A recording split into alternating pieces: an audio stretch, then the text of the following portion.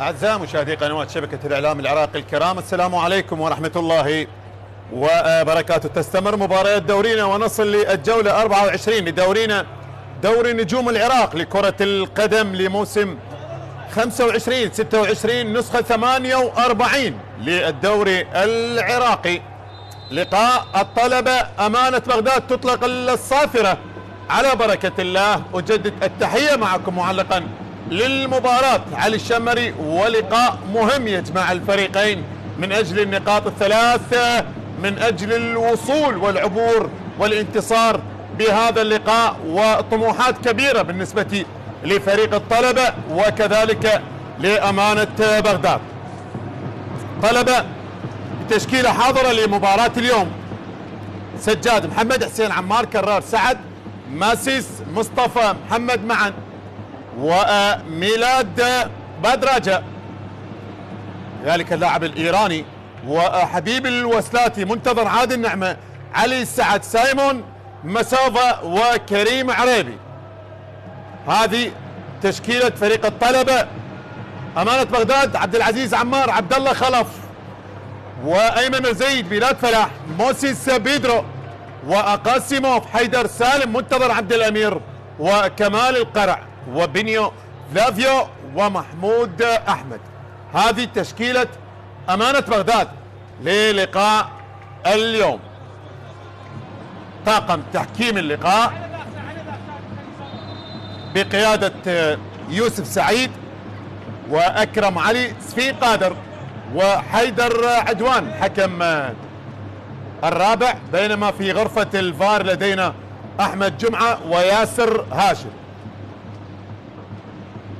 تشكيلة الفريقين بالتوفيق للطلبة وأمانة بغداد، كذلك بالتوفيق لفريق الطلبة بالحصول على النقاط الثلاث، وكذلك أمانة بغداد للحصول والوصول للنقاط الثلاث، على اعتبار أنه نتمنى أن لا تكون المباراة بنتيجة سلبية. الأهداف حتى وإن كانت بتعادل ولكل فريق نقطة، نتمناه أن لا يكون سلبي، نتمنى أن يكون إيجابي. علي رضا منصوريان مدرب فريق الطلبة اللي كان واضح في الصورة.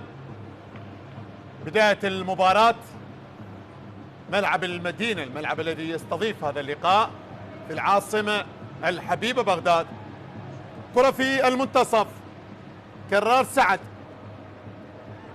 يعود بالكرة لسجاد، غياب لفهد. كل يعلم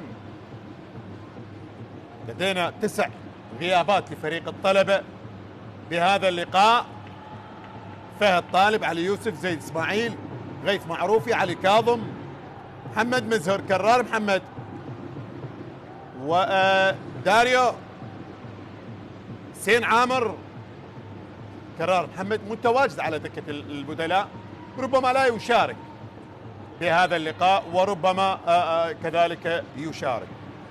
غيابات منها للإصابة، منها التواجد مع المنتخب الوطني العراقي. توجيهات من وسام طالب فريق أمانة بغداد، رجل الذي يعمل من خلال هذا اللقاء العودة للنتائج الإيجابية بعد غياب للانتصار لفترة طويلة. تتحدث عن الجولات الأخيرة، خسائر المتتالية لأمانة بغداد حتى في اللقاء المؤجل. هو قادم من خسارة في مباراة مؤجلة من الجولة 18، خسارة أمام الزوراء ب3 أهداف مقابل هدفين. تلك المباراة التي سجل فيها قاسيموف وجبار كريم. قاسيموف متواجد من خلال هذه المباراة، وجبار كريم متواجد على دكة البدلاء. بينما الطلبة القادم من تعادل مثير ومباراة كبيرة في ديربي من ديربيات العاصمة بغداد اللي يواجه فيه الشرطة، وانتهت ب3-3، غيث معروفي وعلي يوسف وزيد اسماعيل هم من سجلوا في المباراة الماضية، والثلاثة يغيبون عن هذه المباراة، وهذا اللقاء. كرة ملعوبة الآن إلى خارج أرضية الملعب. هذا باختيار قاسموف اللاعب الأوزبكي.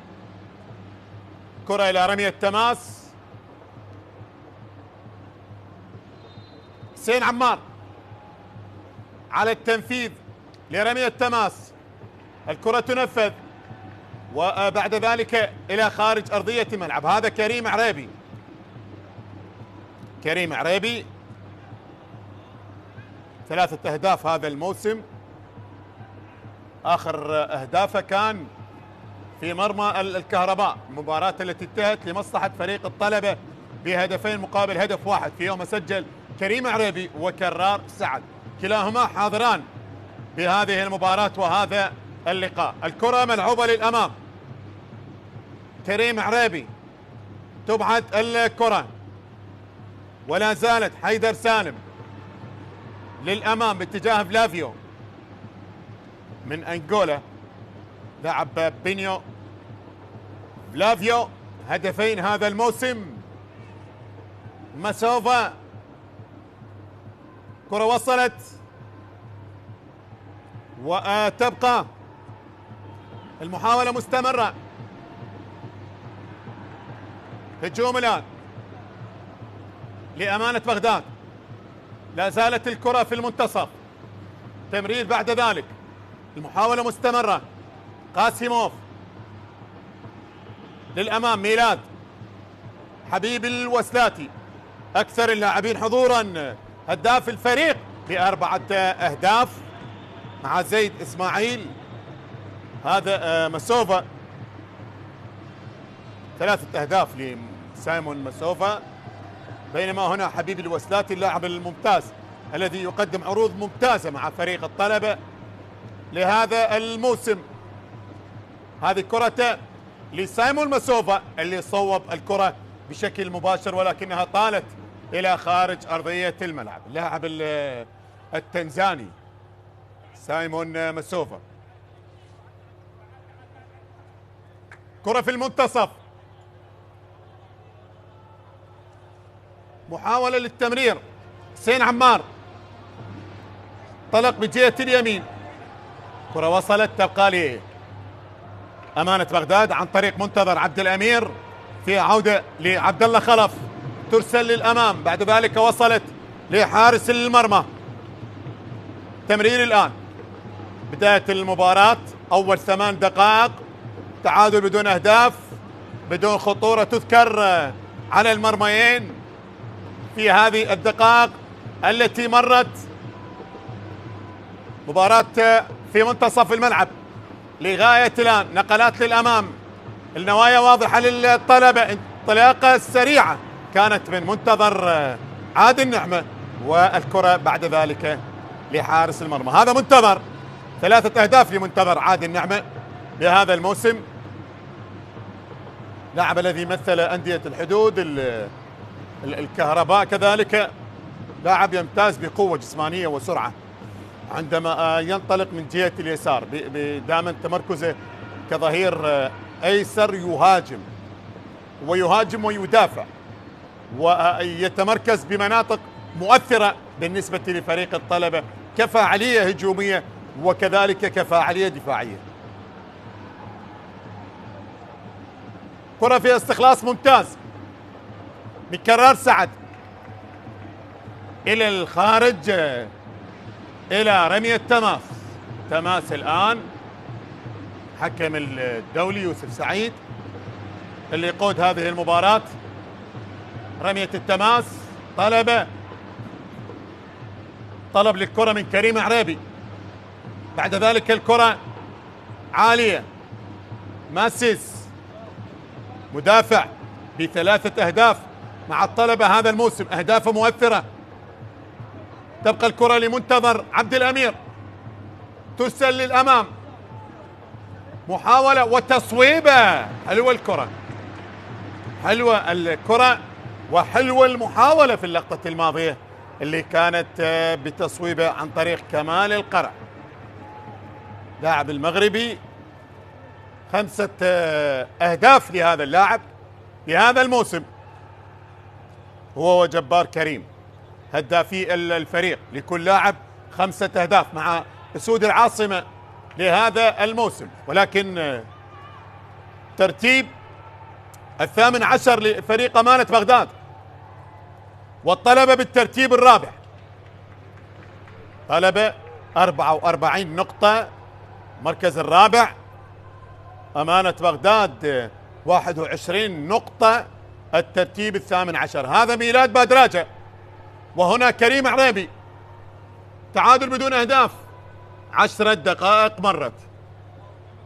يا من تتابع وتشاهد عبر قنوات شبكة الإعلام العراقي الكرام، لقاء في حساب الجولة 24 دورينا، دوري نجوم العراق لكرة القدم لموسم 2025-2026، النسخة رقم 48 للدوري العراقي. مستمرة مباريات دورينا، مستمرة قنوات شبكة الإعلام العراقي بالنقل المباشر لجميع المباريات، وعلى جميع القنوات التابعة لشبكة الإعلام العراقي، قناة الرياضية، القناة السريانية العراقية، قناة الكردية العراقية كذلك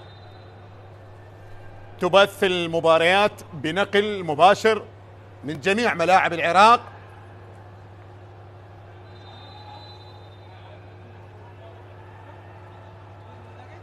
كرة في منتصف الملعب فيها خطأ، ميلاد عالية الكرة، خروج لحارس المرمى، أبعد الكرة في اللقطة الماضية. السلام لحارس المرمى سجاد محمد، خروج في الكرة الماضية، إبعاد، وبعد ذلك المدافع تابع الكرة.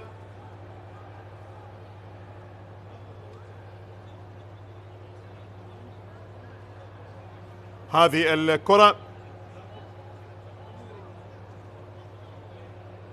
خروج الموفق اللي كان لحارس المرمى في اللقطة الماضية.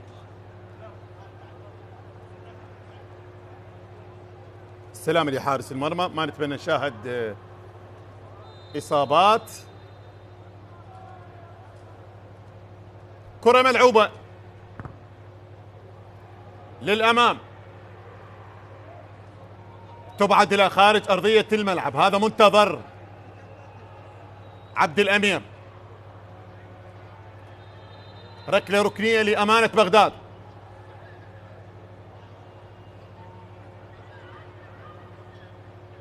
تنفذ الكرة، المتابعة لا زالت داخل منطقة الجزاء، إبعاد من ماسس، ولدينا صافرة وخطأ لحبيب الوسلاتي، خطأ لحبيب، خطأ للاعب التونسي.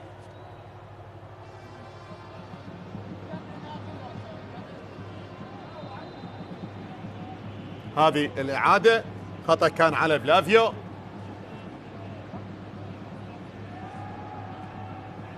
جماهير الطلبة الحاضرة على المدرجات بانتظار بكل تأكيد يعني لنتيجة مرضية لنقاط 3 تضاف. هذه كرة وهذه فرصة، ولكن الكرة بعد ذلك مرت إلى خارج أرضية الملعب. منتظر عادل نعمة، حاول في اللقطة الماضية ولكنها مرت إلى خارج أرضية الملعب إلى ركلة مرمى.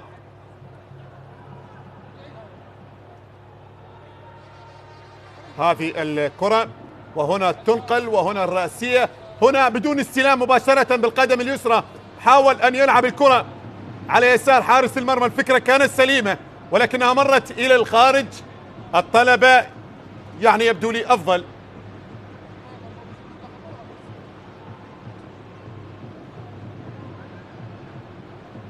هذا أيمن رزيج، خبرة السنوات بكل تأكيد لاعب على مستوى خط الدفاع. ركلة مرمى عبد العزيز عمار،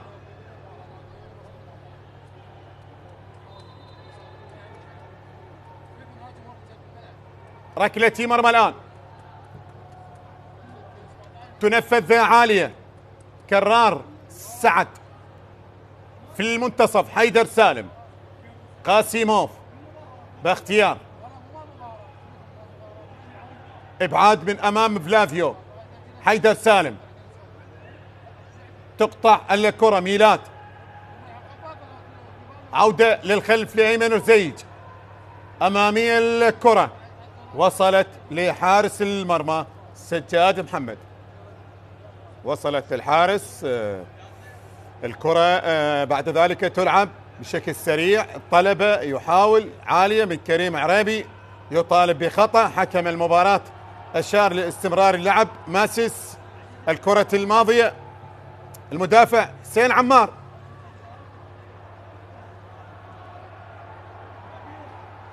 هذا كريم عريبي. سقوط على أرضية الملعب. كان يطالب بخطأ بكرة المشتركة الكرة الماضية في منتصف الملعب، ولكن حكم المباراة أشار لاستمرار اللعب. هذه كرة مع ميلاد. الكرة مع ميلاد فلاح.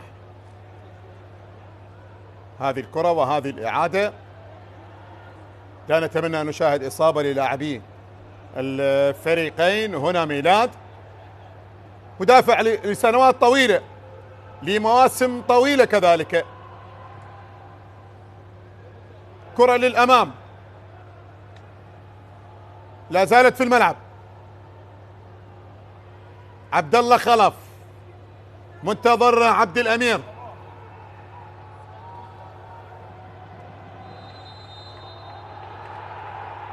صافرة من قبل حكم اللقاء.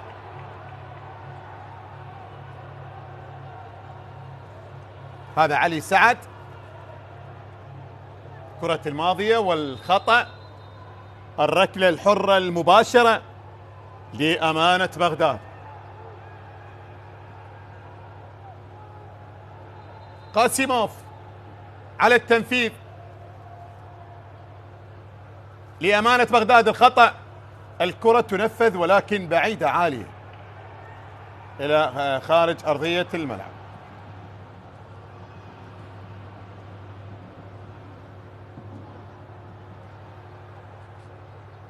كرة قاسيموف.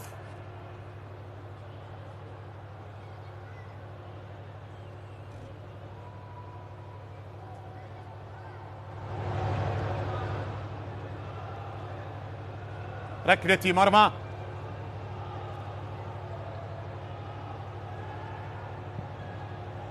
عالية الكرة.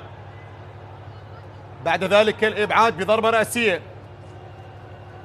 خطورة حقيقية على المرميين لغاية الآن ما شاهدنا.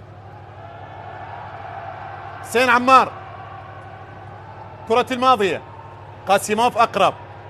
عبد الله خلف منتظر لعبد الله. حاول مستمرة. هذه ممتازة. الكرة العرضية كانت ممتازة. وصلت بعد ذلك لمحمود أحمد. ترسل للأمام. مرت من الجميع إلى خارج أرضية الملعب. هذا محمود. كرة مرت إلى خارج أرضية الملعب إلى ركلة مرمى لمصلحة الطلبة. هذا مصطفى محمد معا مدافع الطلبة. بينما لدينا ركلة مرمى.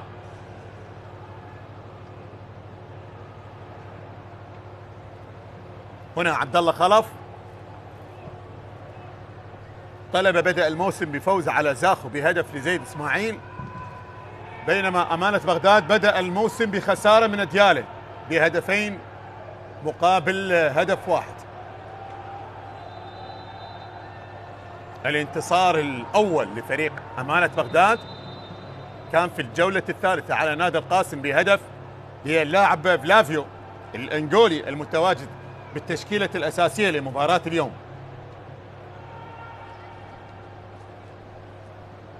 الفريق الذي حقق بكل تأكيد يعني أمانة بغداد تتحدث عن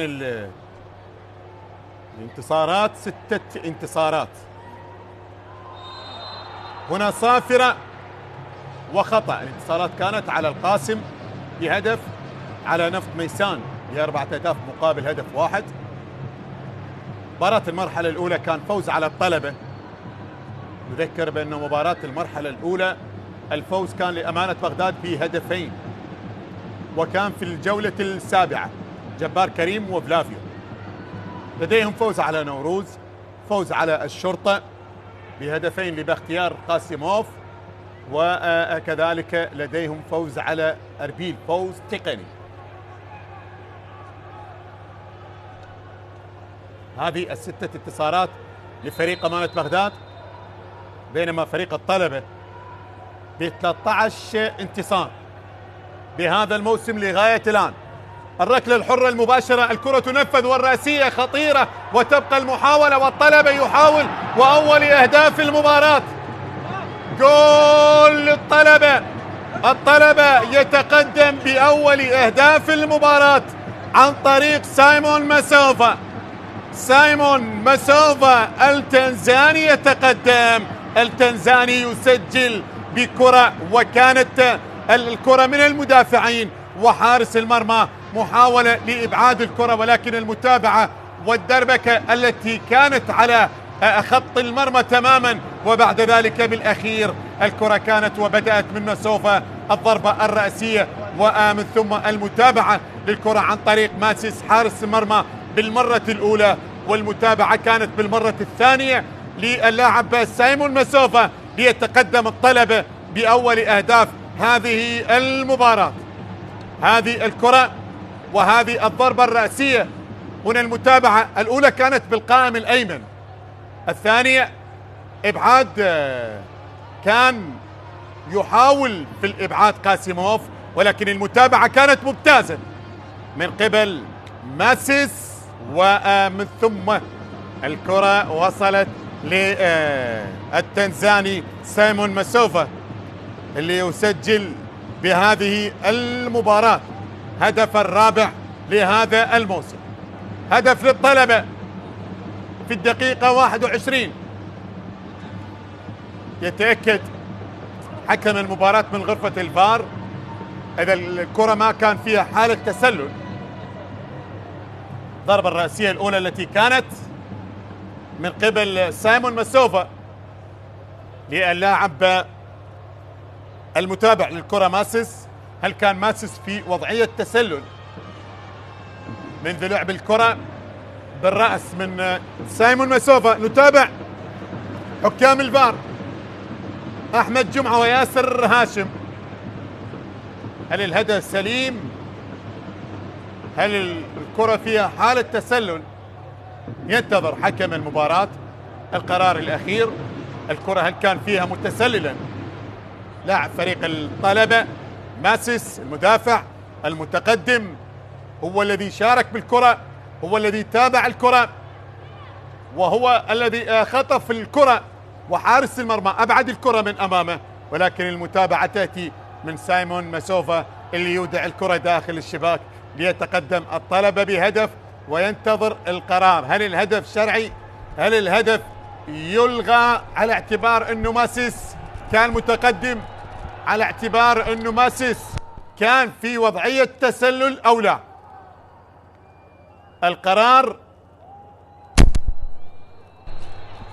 القرار حكام الفار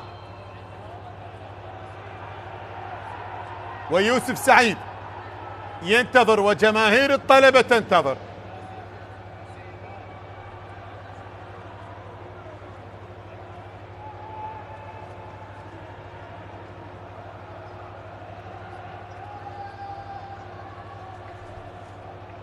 هذا سايمون مسوفا رابع أهدافه. إن يحتسب الهدف، إذا ما احتسب الهدف سيكون رابع أهدافه هذا الموسم. هذه الضربة الرأسية، هل كان متسللا ماسيس أو لا؟ الكرة كانت سريعة، ما شاهدناها باللقطة البطيئة، ولكن في غرفة الفار تكون الحالة أدق. وشوف قاسيموف اللي حاول أن يبعد الكرة، ولكن المتابعة التي كانت وحارس المرمى أبعد الكرة. الإبعاد ما كان كذلك إبعاد بعيد، وكان قريب لسايمون مسوفا ليتقدم فيه الطلبة، إلا إذا أحمد جمعة وياسر هاشم في غرفة الفار يكون لديهم قرار. بأنه ماسيس كان في وضعية تسلل، أو أنه ماسيس لم يكن متسللا. مشجع الطلاب الذي ينتظر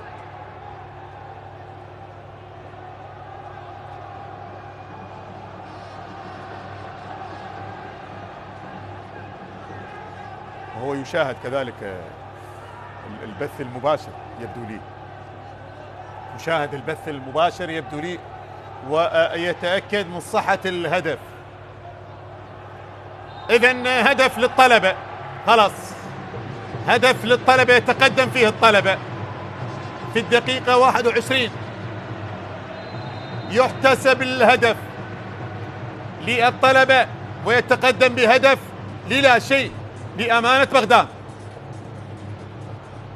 كرة ملعوبة للأمام، محاولة، هذه تصويبة، الله الله على الكرة الماضية عن طريق بلافيو بينيو بلافيو، أو اللي صوب، لا هذا كان من اللي صوب؟ أعتقد موسيس بيدرو، كذلك الأنغولي الآخر موسيس بيدرو هو اللي صوب الكرة الماضية، التسديدة الماضية الخطيرة التي كانت قريبة وكان ممكن أن يعدل النتيجة فيها. تصويبة كانت ممتازة. هذا بيدرو، صافرة وخطأ. هذا موسيس، ركلة حرة مباشرة.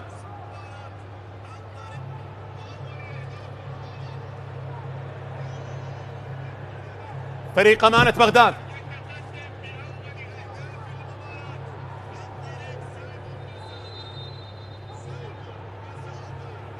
كرات الثابتة يبحث عنها أمانة بغداد من أجل العودة، من أجل التعديل. ركلة حرة مباشرة، أيمن رزيج، عالية الكرة، استلام جميل، طالت الكرة، بعد ذلك الكرة تبعد بضربة رأسية إلى خارج أرضية الملعب، إلى الخارج، إلى رمية تماس. هذه كرة الهدف. بعد العودة للفار يقول لك ماسيس ما كان في وضعية تسلل، لم يكن متسللا، وبالتالي يحتسب الهدف لسايمون مسوفا، هذا التنزاني، رابع أهدافه هذا الموسم. كرة ملعوبة للأمام، مسوفا، طالت إلى خارج أرضية الملعب، طالت إلى ركلة مرمى. يوسف سعيد حكم اللقاء. هذه الكرة اللي يحتسب فيها الهدف لفريق الطلبة. لحظة لعب الكرة بعد العودة للفار، تأكيد كان من قبل أحمد جمعة المتواجد في غرفة الفار. هذه تمريرة، وهنا تنقل الكرة سريعة، طالت إلى خارج أرضية الملعب. رمية تماس، علي رضا منصوريان. مع الطلبة لغاية الآن الأمور تمام التمام. اي والله مع الطلبة الأمور تمام التمام، الطلبة بأفضل حالاته، والطلبة يتقدم من مباراة إلى مباراة ويضيف نقاط من لقاء إلى لقاء. هذا الموسم مختلف بالنسبة لفريق الطلبة، ربما عودة الأنيق، عودة الطلبة، عودة الأنيق بهذا الموسم واضحة جدا. هنا عبد الله خلف، الكرة إلى خارج أرضية الملعب، إلى رمية تماس.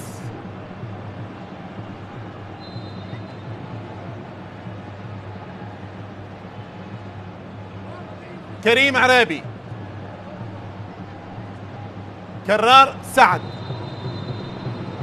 لمسة يد، خطأ، كرة تنفذ. حكم المباراة إشهار البطاقة الصفراء لكرار سعد للمس الكرة بشكل متعمد للكرة الماضية، وكذلك كان يطالب بخطأ.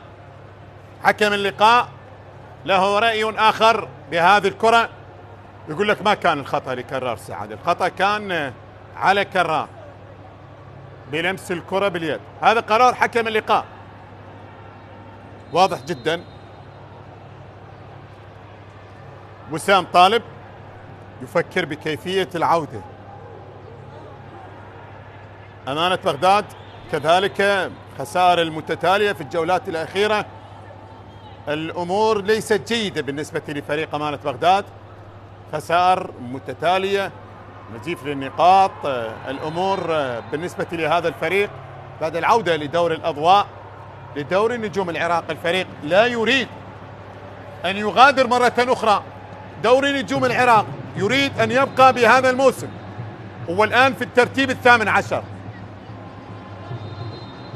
هو الآن في الترتيب الثامن عشر. هنا اللاعب كان متسلل كمال القرع في الكرة الماضية.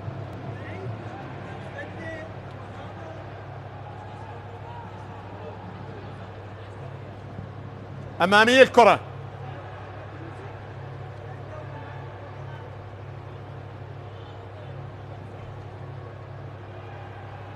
للأمام في المنتصف، كرة لا زالت رمية تماس على حسين عمار، عادت لفريق الطلبة. هذا كمال القرع، هذه كرة موسيس والتي طالب فيها حسين عمار برمية تماس. كرة تصل لحارس المرمى ماسيس، تبعد للأمام، تعود لحيدر سالم، ابعاد للكرة من قبل ميلاد بادراجة لاعب الإيراني. لدينا بالتشكيلة الأساسية من الجزائر كريم عريبي، تنزانيا سايمون مسوفا، من تونس حبيب الوسلاتي، من إيران ميلاد بادراجة. بالمقابل أمانة بغداد من أنغولا موسيس بيدرو وكذلك فلافيو، ومن المغرب كمال القرع، والأوزبكي اختيار قاسموف. هذه الأسماء واللاعبين المحترفين بالتشكيلة الأساسية للفريقين بهذه المباراة وهذا اللقاء في الشوط الأول لغاية الآن، اللي لا يزال فيه الطلبة متقدما بهدف عن طريق سايمون مسوفا في الدقيقة 21. لقاء لحساب الجولة 24 دورينا دوري نجوم العراق لكرة القدم لموسم 2025-2026. هذه فرصة للتعادل، هذه فرصة لأمانة بغداد، بينما في اللحظات الأخيرة تبعد الكرة من على خط المرمى. المدافع مسس ينقذ مرماه من كرة خطيرة، من كرة كانت مؤكدة، بينما التمريرة الممتازة، الانطلاقة السريعة، كمال القرع لعب الكرة اصطدت بحارس المرمى، ولكن شكلها رايحة للمرمى لولا ماسس الذي تدخل في اللحظات الأخيرة وأبعد الكرة بضربة رأسية إلى خارج أرضية الملعب إلى ركلة ركنية لينقذ مرمى الطلبة من هدف التعادل. شوف الاستحواذ لأمانة بغداد أفضلية، بينما هذه فرصة جول. الله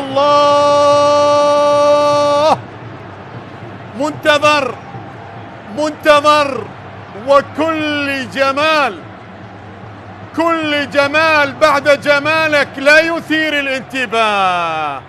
اي والله، كل جمال بعد جمالك لا يثير الانتباه. منتظر عادل نعمة يسجل الهدف الثاني للطلبة. الأنيق يتقدم بهدفين، الأنيق يسجل هدفين، وهذه المرة لمنتظر عادل نعمة اللي يتقدم واللي يسجل واللي يؤكد واللي من خلال هذه الكرة وهذه الضربة الرأسية بعد ذلك استلم الكرة وصوب الكرة في المكان السليم ليتقدم الطلبة بهدفين لغاية الآن. الأنيق 10/10، الطلبة تمام التمام، الطلبة في أمور ممتازة، الطلبة بأفضل أيامه، الطلبة بأفضل حالاته، الطلبة بالعودة الموفقة من خلال هذا الموسم. اي والله، هذه كرة منتظر اللي صوب الكرة على يسار حارس المرمى ليتقدم فيها الطلبة بهدفين مقابل لا شيء. منتظر بهذا الموسم، وتتحدث عن هذا الهدف الذي سجله والذي جاء من خلال الشوط الأول في التحديد في الدقيقة 35. دقيقة 35 يضيف الهدف الثاني وهو الهدف الرابع لمنتظر عادل نعمة بهذا الموسم.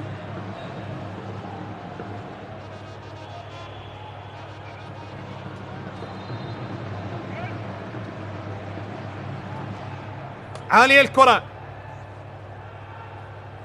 كرار سعد،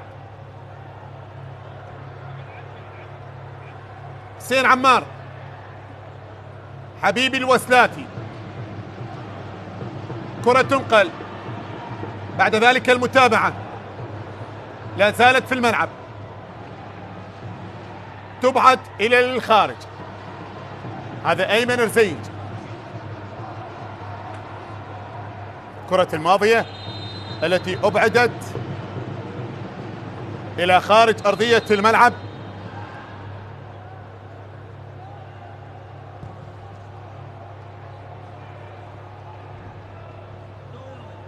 رمية تماس،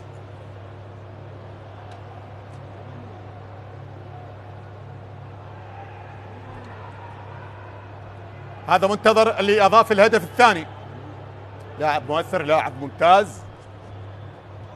الكرة العالية، فريق الطلبة يحاول، بعد ذلك تبعد الكرة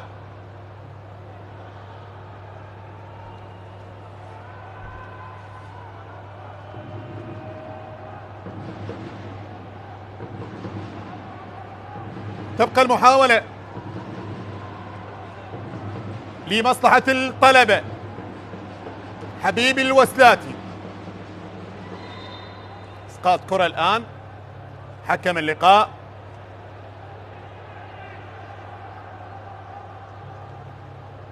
يوسف سعيد. هنا حبيبي الوسلاتي، كرة تمرر، ماسيس، تنقل عالية، كريم عريبي،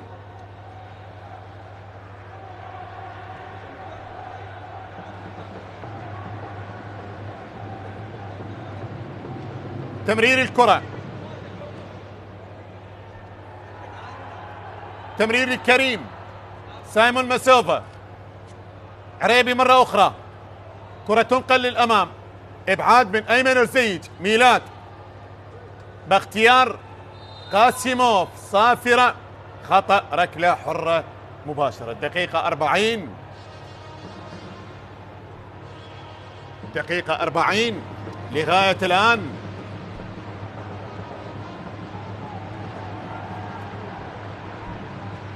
كرة إلى رمية تماس،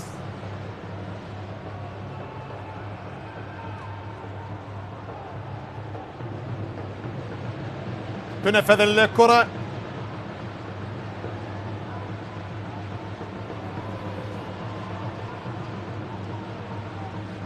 ترسل للأمام جهة اليمين، المحاولة مستمرة. أمانة بغداد يريد أن يقلص الفارق.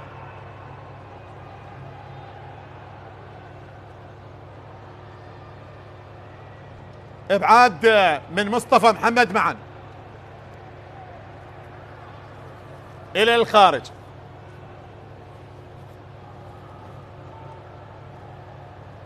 قاسيموف للامام، وصلت لمحمود احمد، تنقل عالية. كمال القرع، مصطفى محمد معا، تمرير الآن.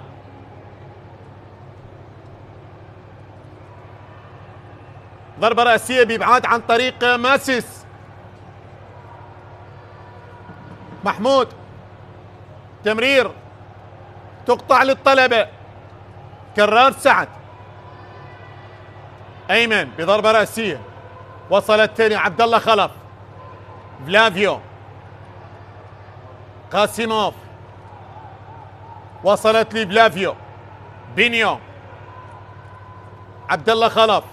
فلافيو يحاول، اقرب لمنتظر، والكرة بالاخير الى خارج ارضية الملعب، الى رمية تماس.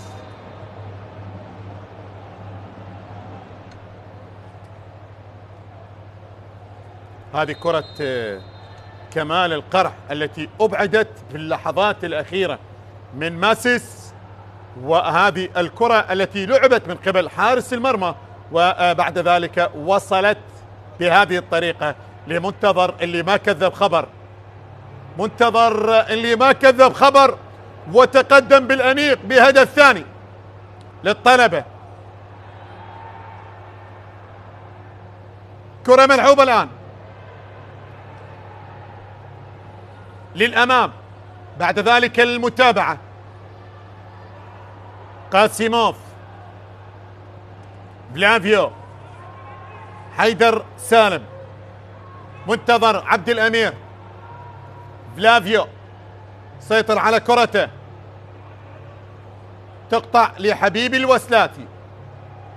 بعد ذلك المتابعة، وصلت للأمام عالية في المنتصف. قاسيموف، حيدر سالم، عودة لميلاد. أيمن رزيج، دقائق الأخيرة، آخر دقيقتين عدا الوقت المضاف.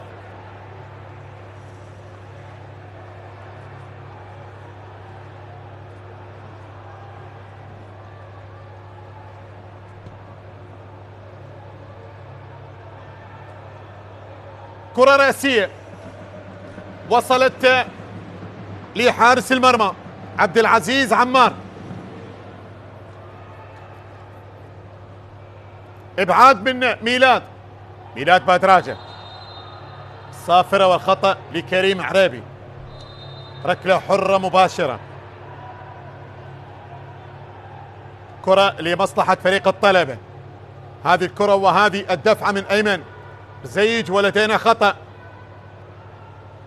فريق الطلبة يبدو لي لا يكتفي بالهدفين رغم التقدم، ولكنه يحاول رغم التقدم، ولكنه يريد أن يضيف هدف ثالث ويتقدم بثالث الأهداف.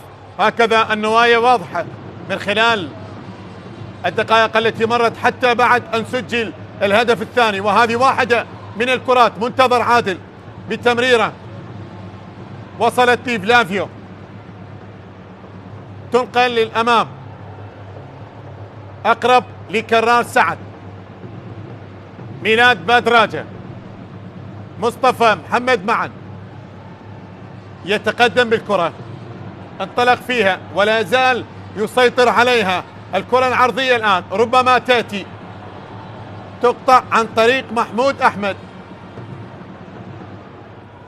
تمرير الكرة تعود للطلبة. كرار سعد،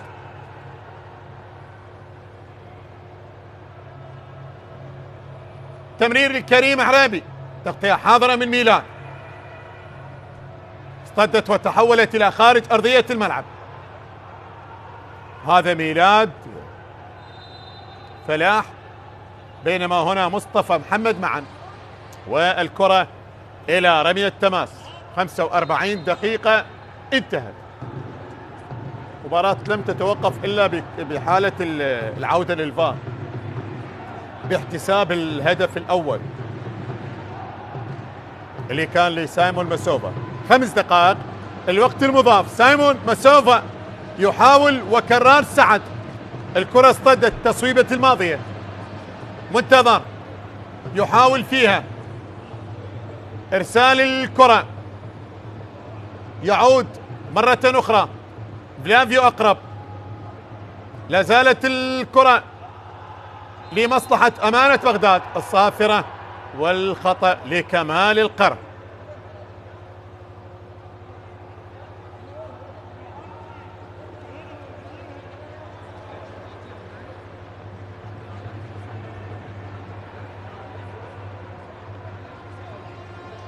هذه كرة الماضية كمال القرع. الصافرة والخطأ.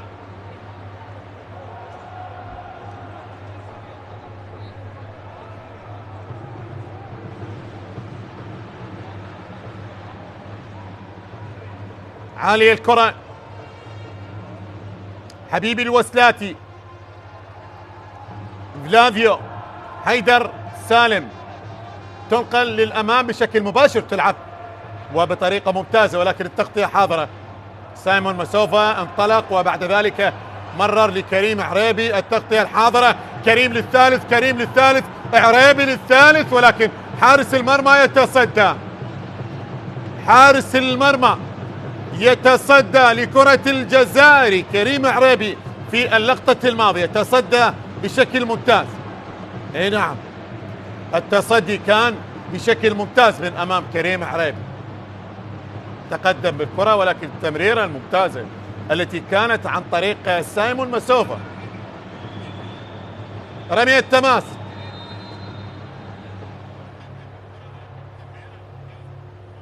كرة ملعوبة الآن. حبيبي الوسلاتي. عبد الله خلف. ايمن رزيج. كمال القرع. ماسيس اقرب للكرة. تنقل، تغيير اتجاه اللعب الى جهة اليسار. حبيبي الوسلاتي. فيها عودة من ميلاد بادراجة.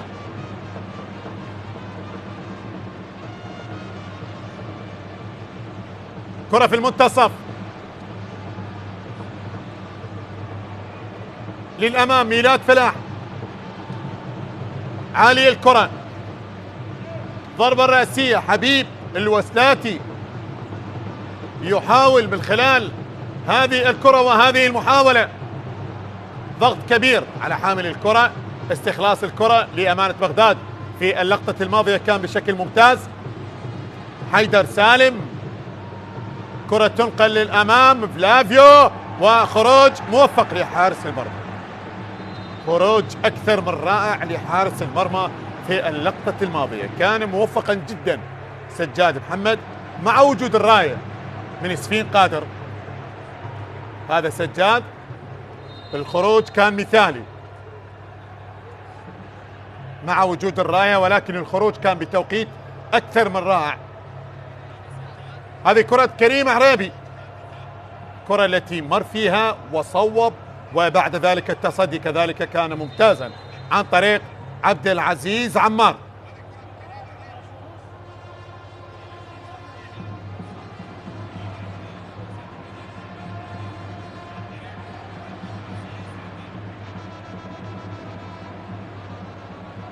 بالسلامة لحبيب الوسلاتي،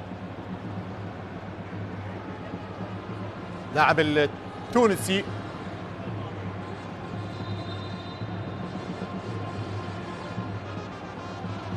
ركلة حرة غير مباشرة من حالة تسلل.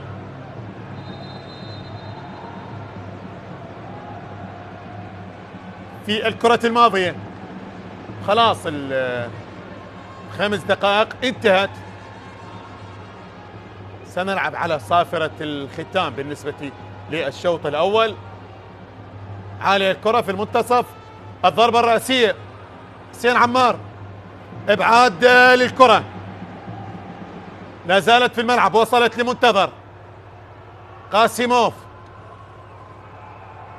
يعود الى الخلف عبد العزيز، عالية الكرة. ومع هذه الكرة يا من تتابع وتشاهد عبر قنوات شبكة الإعلام العراقي الكرام أينما كنتم، تأتي صافرة حكم اللقاء يوسف سعيد لتعلن عن نهاية الشوط الأول بتقدم فريق الطلبة بهدفين. في الدقيقة 21 سايمون مسوفا، وفي الدقيقة 35 منتظر عادل نعم. استراحة قصيرة على أمل العودة إن شاء الله مع بداية الشوط الثاني. إلى ذلك الحين إلى اللقاء.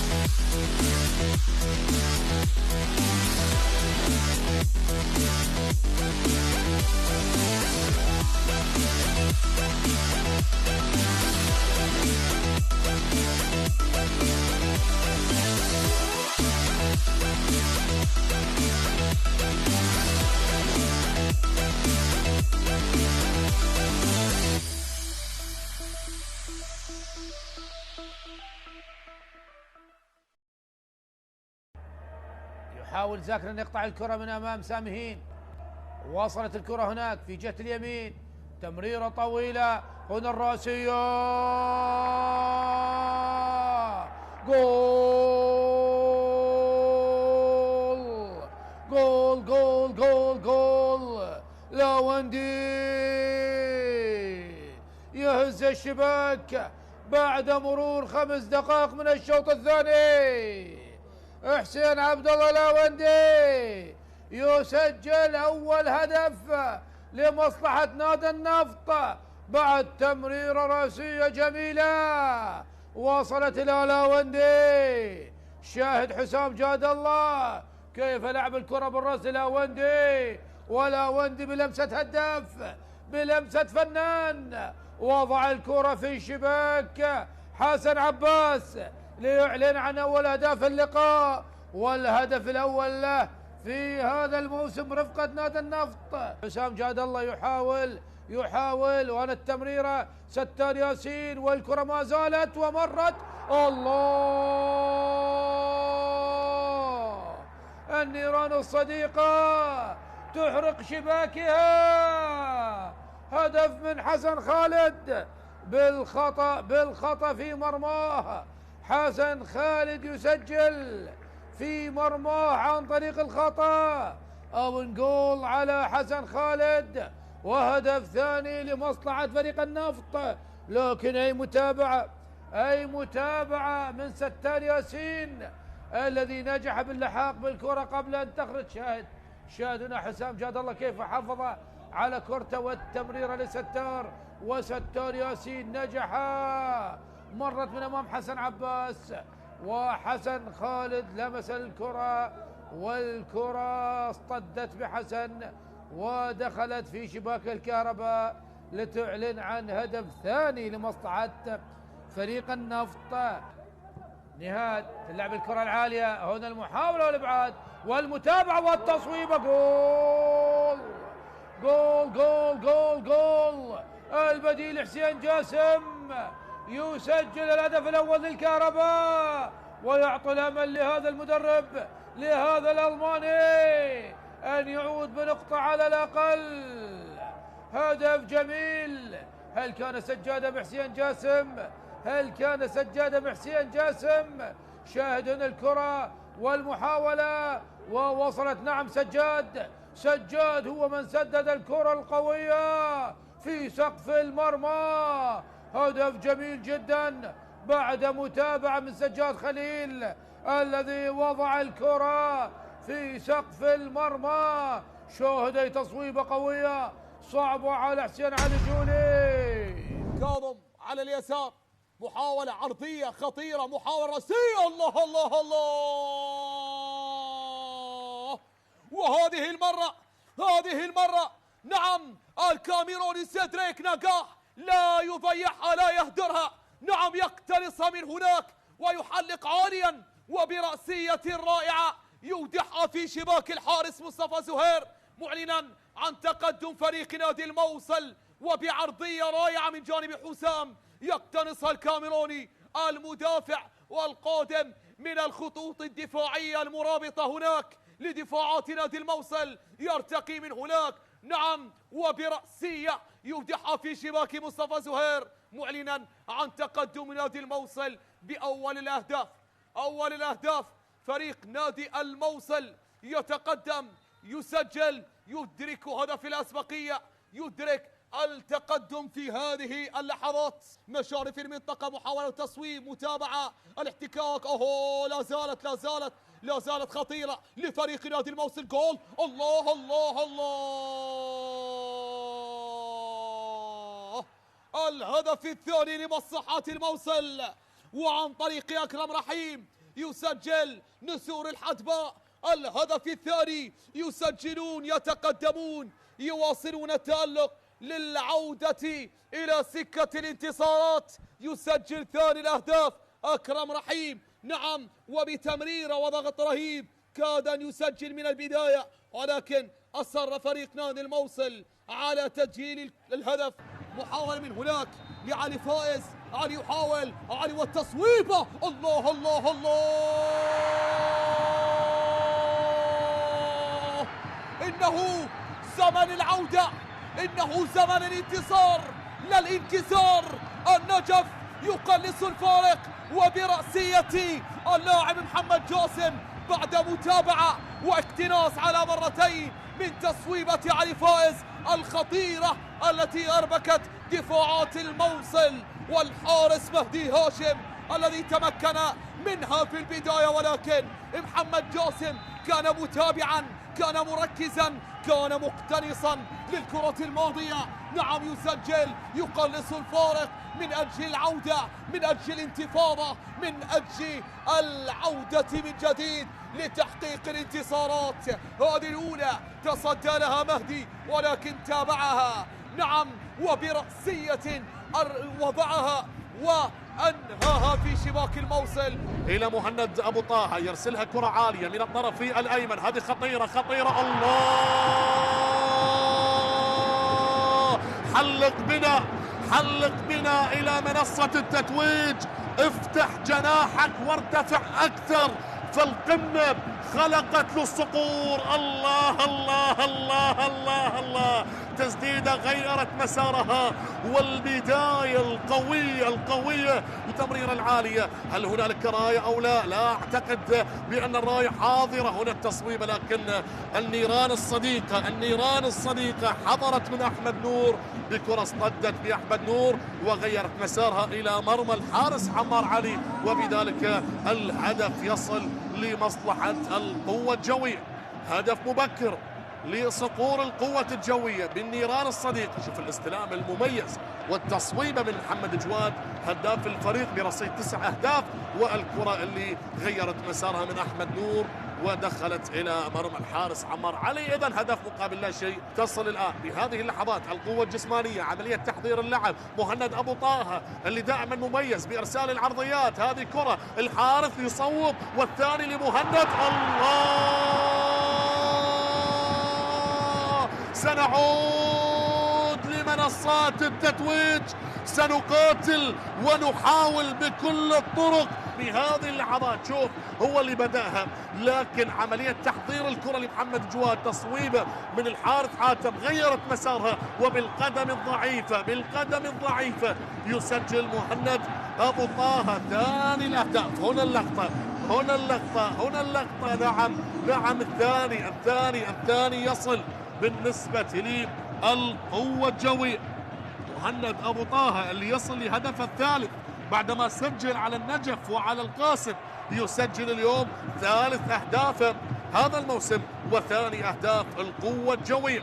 هذا مهند باغت الحارس عمار علي وسجل الهدف الثاني لمصلحة القوة الجوية أولى، وهنا الانطلاقة لمصلحة القوة الجوية، وممكن الهدف الثالث يصل بهذه اللحظات من الطرف الأيمن. الله،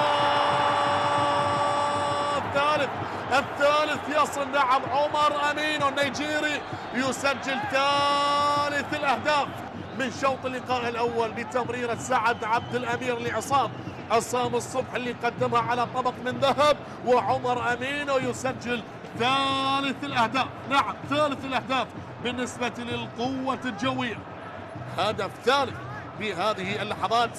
وبذلك الشوط الأول كان أزرق بكل التفاصيل، ألوانه زرقاء بكل التفاصيل مع نفس التوقيت. بنفس التوقيت كنا نتحدث عن قوة الجهة اليمنى والعرضية اللي وصلت من عصام الصبحي بعد تمريرة ذكية قدمها سعد عبد الأمير، وعمر أمينو يسجل بكرة لعبت من الطرف الأيسر. حسين طالب لأسود العاصمة أمانة بغداد. الله الله الله الله الله، هذه الأهداف وإلا فلا. البديل الناجح يسجل أول أهداف أسود العاصمة بطريقة عالمية. شوف هنا الخطأ الفادح، خطأ فادح من جيبولا، هدية على طبق من ذهب. وشوف حسين طالب ما كذب خبر.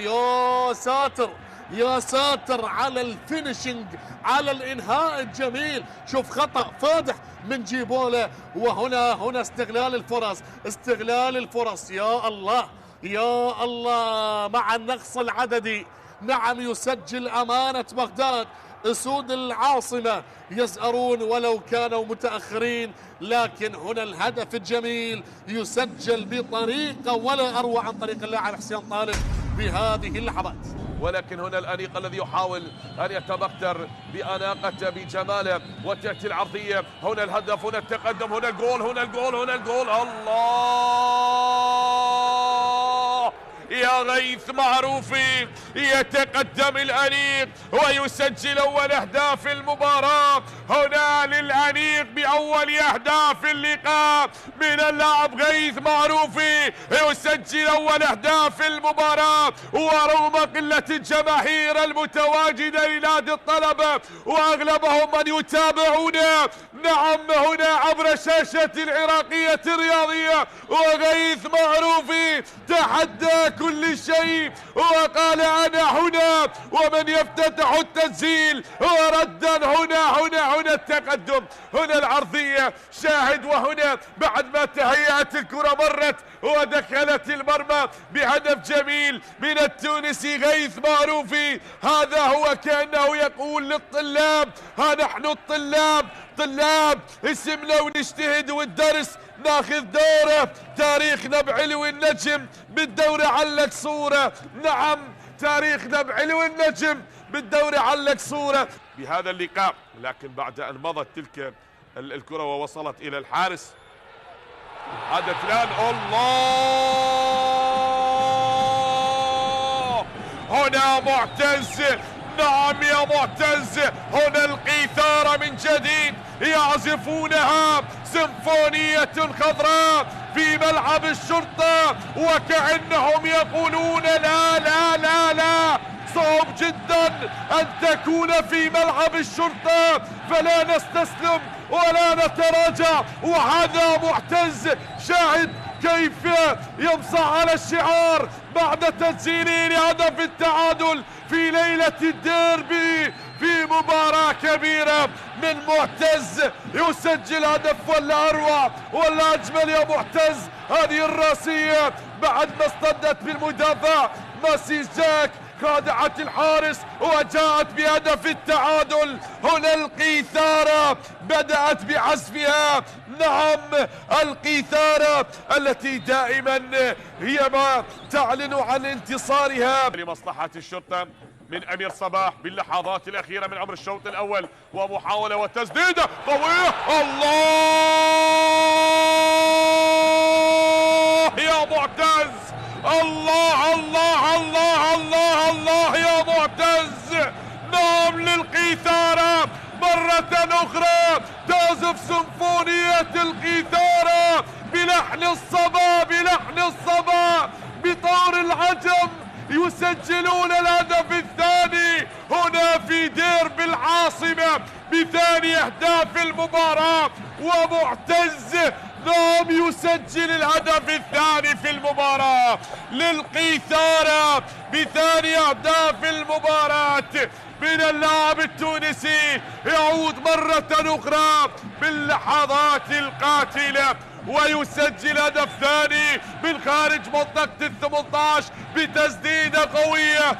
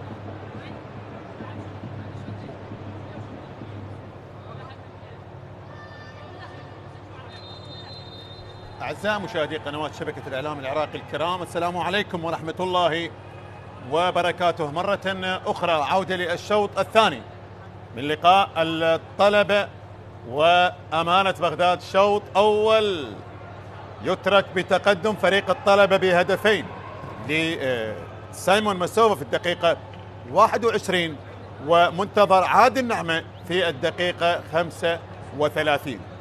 شوط أول طلابي على حساب أسود العاصمة. لقاء لحساب الجولة 24 لدورينا دوري نجوم العراق لكرة القدم لموسم 2025-2026 النسخة رقم 48. تغيير خروج لقاسموف وخروج لكمال القرع ودخول لجبار كريم وكذلك الأوزبك الآخر اللي هو بوبو جانوف، مراد بيك بوبو جانوف. هنا فرصة وهدف أول لأمانة بغداد، هدف أول لأمانة بغداد، ولكن يبدو لي أنه حكم المباراة يلغى الهدف. إذن الصافرة جبار كريم مع أول الكرات لفريق أمانة بغداد مع انطلاقة الشوط الثاني في الدقيقة الثانية.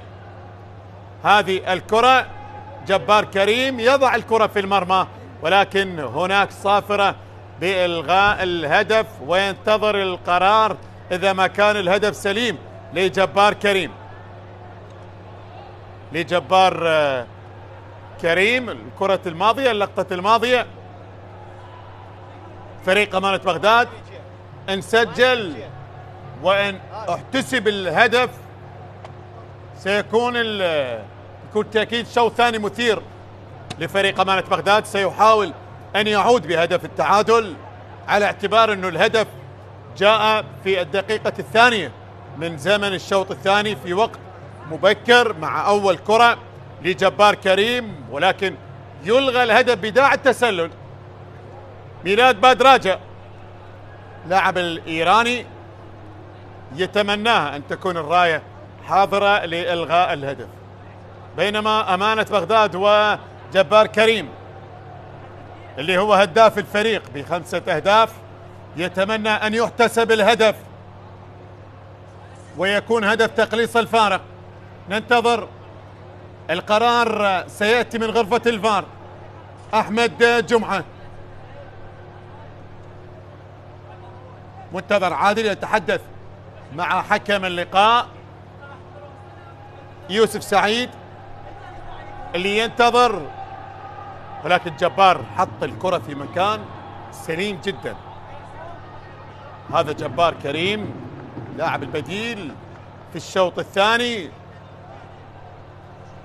التغييرات التي جاءت لوسام طالب ما بين الشوطين بخروج باختيار قاسموف وكذلك كمال القرع ودخول لبوبو جانوف وكذلك جبار كريم. بانتظار القرار الأخير لا زلنا ننتظر ماذا سيكون القرار من غرفة الفار. ماسيس يتحدث مع حكم المباراة. هذه الكرة ميلاد أبعد الكرة، بوبو جانوف تابع الكرة لتصل لجبار كريم، حط الكرة في المرمى ولكن ترفع الراية، يلغى الهدف. وهنا انتظار للقرار الأخير إذا ما كان الهدف سليم أو لا، إذا ما كان الهدف صحيح أو جبار كريم متسللا. تقريبا 3 دقائق، مباراة متوقفة بعد الهدف الذي سجل عن طريق هذا اللاعب. وهنا المدافع الذي أبعد الكرة والمتابعة التي كانت عن طريق بوبو جانوف. يوسف سعيد ينتظر وهنا يدعو دعاء بأن يكون الهدف سليم، الدعوات بأن تكون الحالة سليمة وأن يحتسب الهدف. هكذا كانت الصورة واضحة لجبار كريم مهاجم أمانة بغداد. هل هو هدف تقليص الفارق لأسود العاصمة أو يلغى الهدف؟ القرار مع الفار، ربما يأتي القرار الآن. حكم المباراة يتحدث مع أحمد جمعة.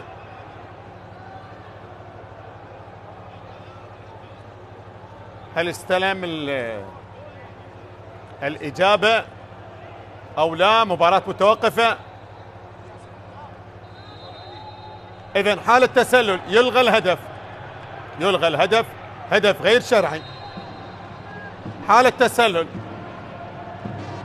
بالمقابل فرحة لجماهير الطلبة على المدرجات، وهذا الرجل الذي كان يدعو بأن يكون الهدف سليم، ولكن غرفة الفار يأتي القرار أن اللاعب كان متسللا متقدما، يلغى الهدف، ولكنه هدف جميل. ومع بداية الشوط الثاني اندفاع كبير لأمانة بغداد سيكون من أجل العودة مرة أخرى لهدف تقليص الفارق، بينما الطلبة سيندفع لتأمين النتيجة وإضافة هدف ثالث. ميلاد كرة للأمام، وصلت لبيدرو، موسيس تنقل للأمام إلى خارج أرضية الملعب. فلافيو رمية تماس، رمية تماس في أمانة بغداد. هذه الكرة التي ألغى فيها الهدف. هنا التدخل، وهنا يبقى القرار لأحمد جمعة في غرفة الفار إذا ما كان اللاعب متسللا أو لا. هو ألغي الهدف. هنا إبعاد، منتظر عبد الأمير. أمانة بغداد محاولات مستمرة، تبقى الفرصة، تبقى الكرة، بعد ذلك إبعاد، متابعة للكرة لا زالت لمصلحة أسود العاصمة. ميلاد فلاح تنقل للأمام، بوبو جانوف لاعب الأوزبكي، وصلت لفلافيو، الكرة اصطدت، تحولت إلى ركلة ركنية. في ظل 9 غيابات لفريق الطلبة، وذكرت الأسماء في بداية المباراة. أبرز هذه الأسماء غيث معروفي، زيد إسماعيل، علي يوسف، فهد طالب، حسين عامر، داريو. هذه أبرز الأسماء الغائبة عن مباراة اليوم. كرة اعتقد إلى ركلة مرمى، أشار حكم المباراة. عالي الكرة،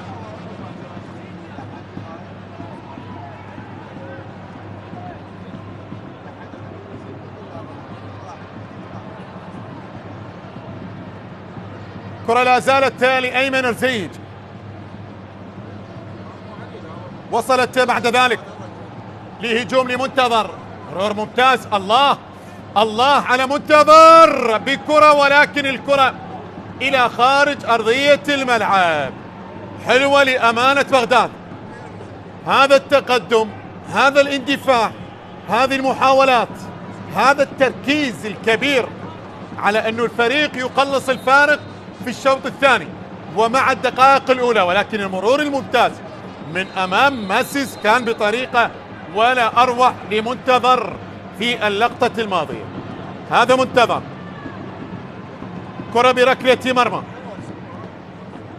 مع بداية الشوط الثاني في الدقائق العشرة الأولى لشوط المباراة الثاني. أمانة بغداد أفضل من الطلبة، هكذا هي الأمور واضحة.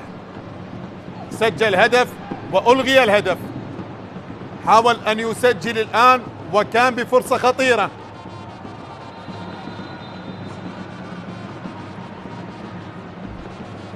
بطاقة صفراء، هذه لمن؟ هذه لمن؟ لمنتظر. منتظر عادل نعمة صاحب الهدف الثاني يتلقى بطاقة صفراء يبدو لي. اي نعم، ايه منتظر.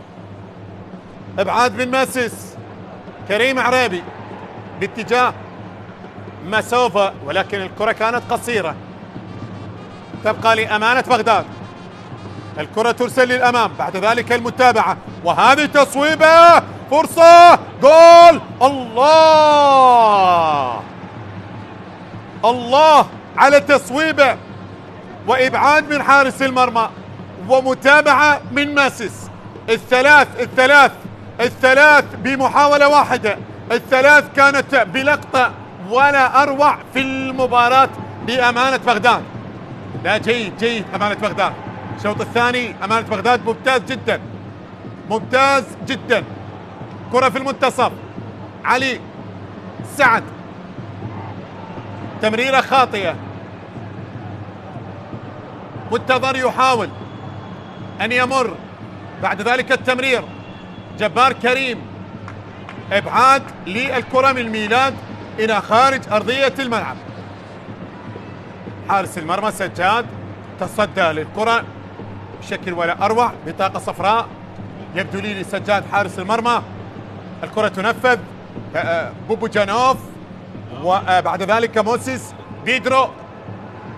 كرة وصلت، أيمن الزيج. شوط ثاني أسرع، أمامية الكرة، فلافيو، تبعد إلى خارج أرضية الملعب، إلى تماس. ميلاد فلاح، محمود أحمد لموسيس بيدرو، حيدر سالم، علي سعد، تمرير لسايمون مسوفا. مسوفا بكرة لمصلحة الطلبة الذي يحاول أن يعود ليمتلك زمام الأمور. بطاقة صفراء هذه المرة لموسيس بيدرو، لاعب الأنغولي. هذا موسيس،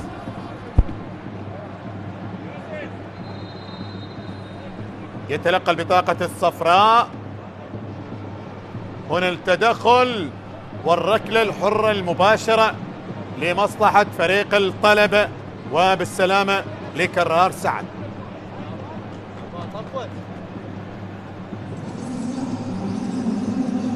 هذا مويسيس بطاقة الصفراء حكم المباراة. يبدو بأن هنالك شيء يستدعى ربما أو يتحدث. بالسلامة لكرار، ركلة حرة مباشرة لفريق الطلبة.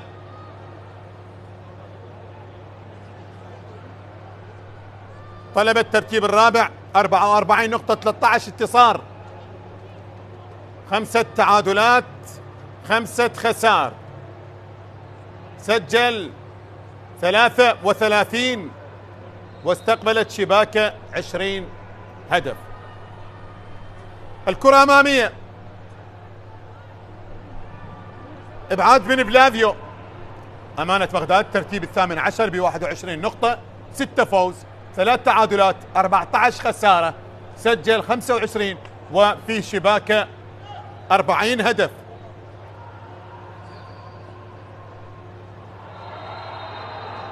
هنا تدخل وبطاقة صفراء، هذه المرة لحيدر سالم.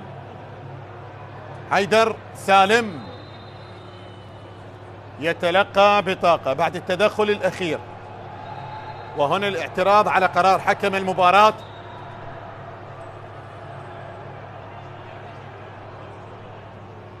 بالسلامة لماسوفا.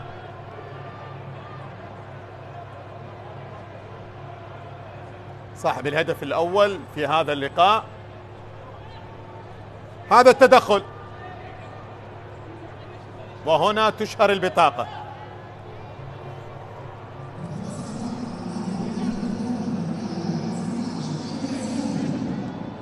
دقيقة.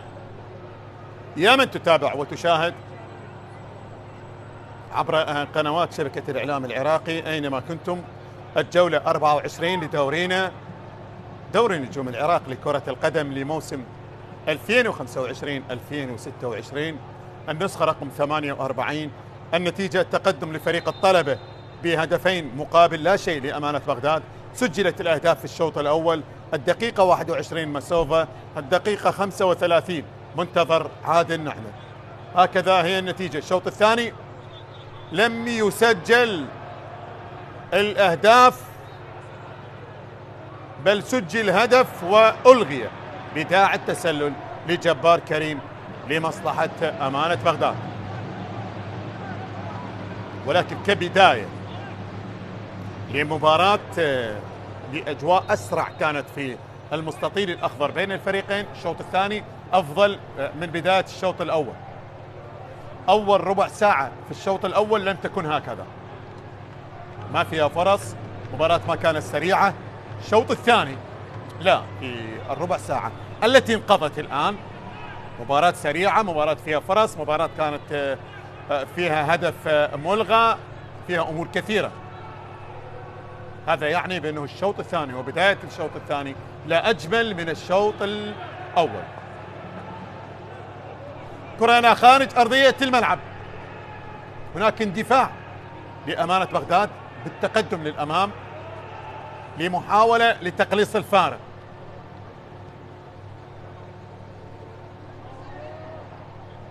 نتيجة المرحلة الأولى فوز أمانة بغداد بهدفين لجبار كريم وفلافيو، وسجل هذا اللاعب منتظر عادل نعمة الهدف الوحيد لفريق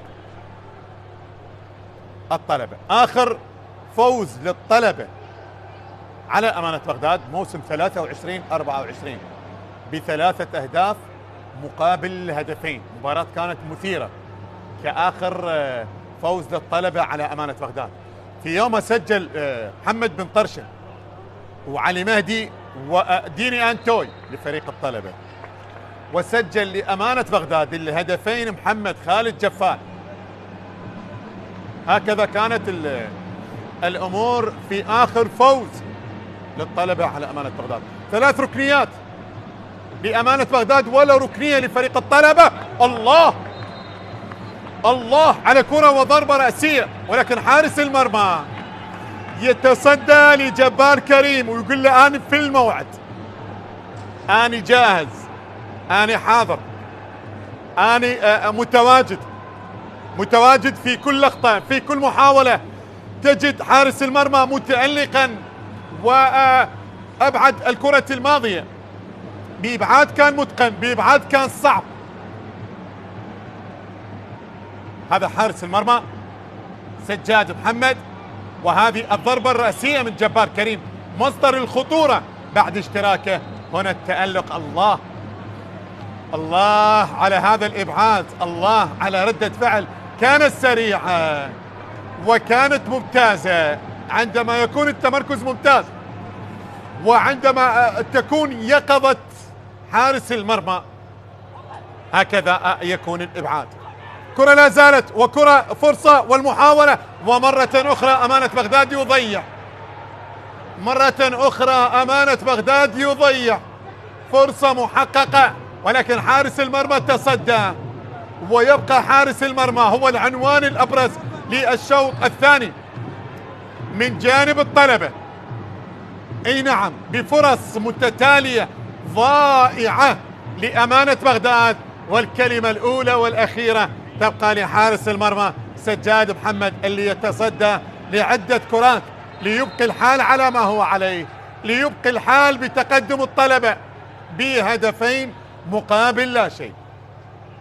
هو العنوان الأبرز لغاية الآن بعد مرور تقريبا 20 دقيقة الشوط الثاني. الكلمة والعنوان والاسم من جانب فريق الطلبة يذهب لحارس المرمى سجاد اللي تصدى لعدة كرات، وشاهدتم الكرات والمحاولات التي كانت لفريق أمانة بغداد، والأخيرة كانت عن طريق بوبوجانوف اللاعب الأوزبكي الذي جاء بديلا، والتي قبلها كانت لجبار كريم الذي جاء بديلا. هم البدلاء، البديل الذي يصنع الفارق على مستوى الكرات الخطيرة. هذا ما شاهدناه. رمية تماس، خروج لعبد العزيز، صافرة وخطأ الآن، ركلة حرة مباشرة على كريم عريبي. كرة تنفذ، تبعد من أمام جبار كريم، صافرة وخطأ، ركلة حرة مباشرة هذه المرة لماسيس، خطأ على جبار.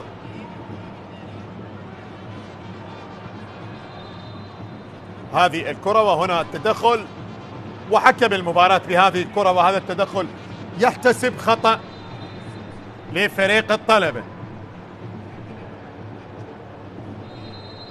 علي رضا منصوريان مع الطلبة الأمور مختلفة بهذا الموسم، يقترب، هو الآن ضمن الفرق الأربعة اللي في المقدمة، ولكنه يطمح للمزيد، يطمح لأكثر. الطلبة يطمح للمزيد، الطلبة يطمح لأكثر، الطلبة يطمح للعودة إلى ذلك الزمن الجميل، إلى ذلك الزمن الذي كان فريق الطلبة له الكلمة وله أيام جميلة وتاريخ جميل. يبقى الطلبة بذلك التاريخ الجميل ولا ينسى ذلك التاريخ. اي والله، واحد من الفرق الكبيرة والتي لها تاريخ جميل بكرة القدم.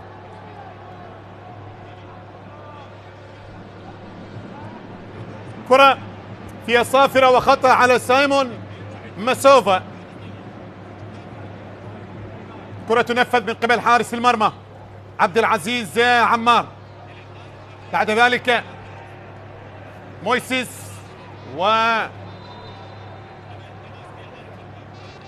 كرة إلى خارج أرضية الملعب يبدو لي، إلى رمية تماس كرة الماضية. هنا محمود أحمد، رمية التماس للطلبة، الكرة تنفذ الكرة فيها خطورة من الجهة البعيدة، فيها تمريرة، عادت مرة أخرى، إبعاد من ماسيس، تبقى المحاولة ووصلت لحارس المرمى.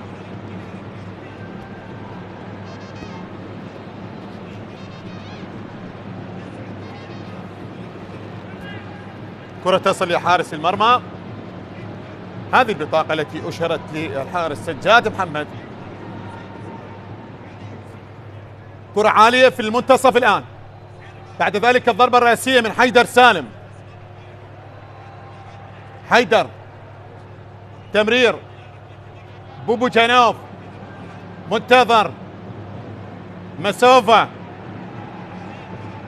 حسين عمار، منتظر عادل، كرة لكريم عريبي. كريم بتصويبه ولكنها ضعيفة كانت من قبل الجزائري كريم عريبي. جبار كريم، تنقل للأمام، إبعاد من قبل حارس المرمى من على خط منطقة الجزاء.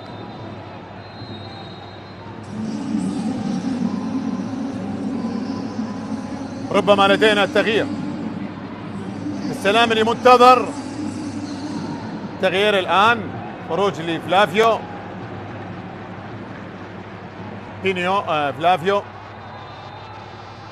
حسين طالب يشارك، هدف واحد لحسين طالب هذا الموسم في مباراة القوة الجوية، المباراة التي خسرها فريق أمانة بغداد ب3 أهداف مقابل هدف واحد. هذه كرة كريم عريبي التي وصلت لحارس المرمى. السلام لمنتظر، دقيقة 70، كادر التدريبي ودكة البدلاء لفريق أمانة بغداد. بينما هنا جماهير الطلبة، طلابي وحدك بالقلب، طلابي وحدك بالقلب، سر حبك وما اقوله، انت الانيق بكل وقت، بالملعب يصفقوا له. اي والله.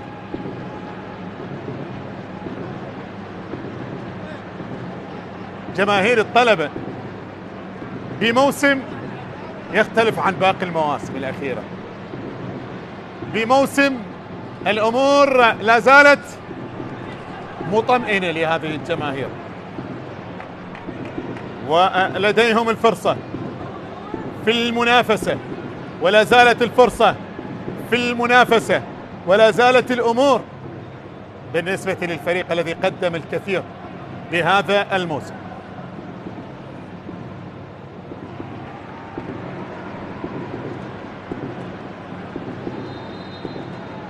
هذا حيدر سالم،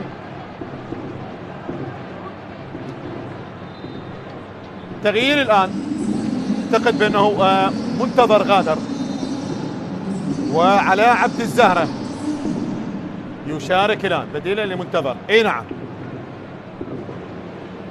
علاء عبد الزهرة، هدفين هذا الموسم لعلاء،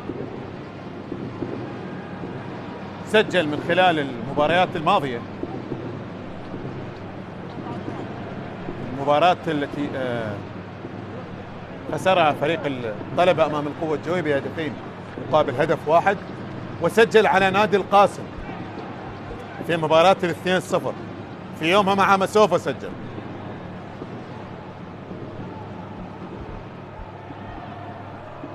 كرة لمصلحة الطلبة، مرور ممتاز أول والثاني كذلك، ولكن التغطية حاضرة.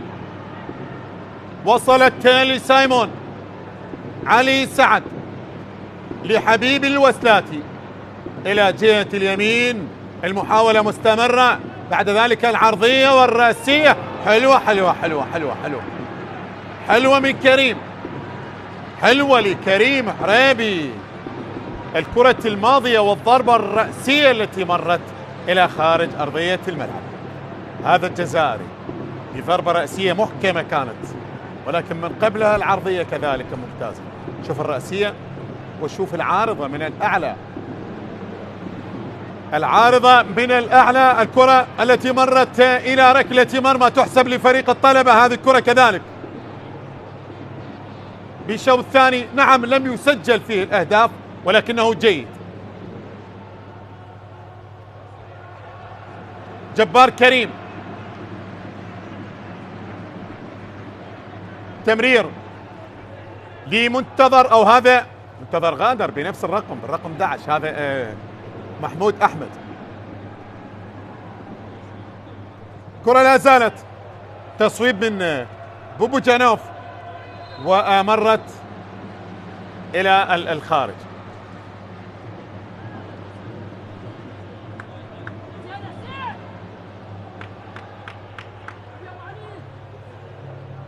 كرة إلى ركلة مرمى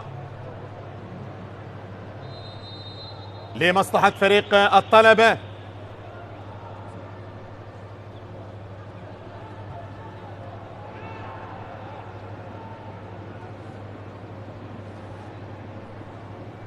كرة إلى خارج أرضية الملعب.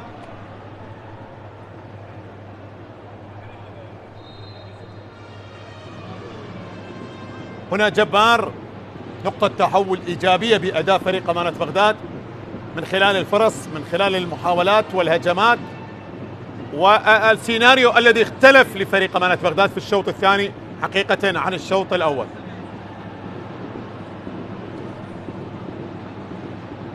كرة للأمام، بعد ذلك المتابعة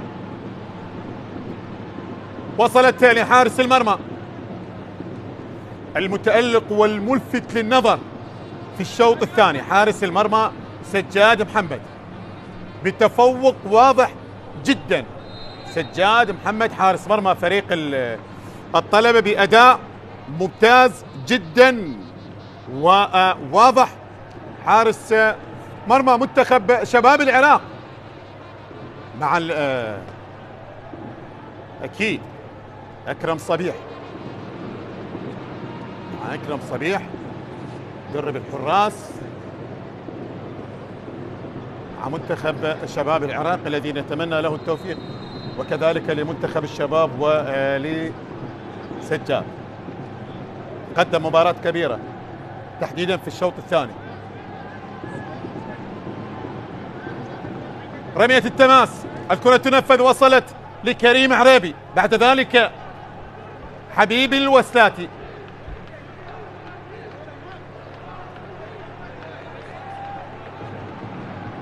تبقى المحاولة، حبيب عالية، سايمون استلم الكرة في الداخل وهو في الخارج.